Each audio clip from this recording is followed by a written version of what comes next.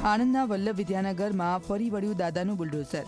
જી હા, વલ્લભ વિદ્યાનગરના મહાદેવા ખાડા વિસ્તારમાં ઊભા થયેલા ગેરકાયદેસર દબાણો તોડી પાડવામાં આવ્યા છે। વહીવટી તંત્રની ટીમે પોલીસ બંદોબસ્ત સાથે 50થી વધુ દબાણો દૂર કરવાની કામગીરી કરી।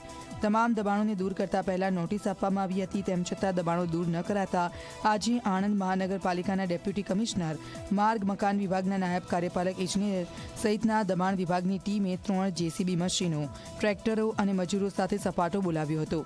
આ સાથે વીજ મીટરો પણ કાઢી લેવામાં આવ્યા હતા।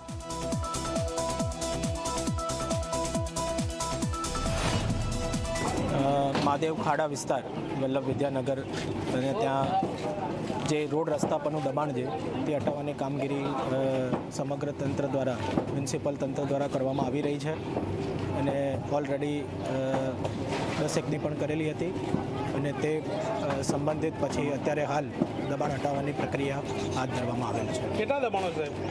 દબાણો બસ આ રોડ રસ્તા પરના ગણો તો આશરે 50 ઘરો જેવું થાય છે।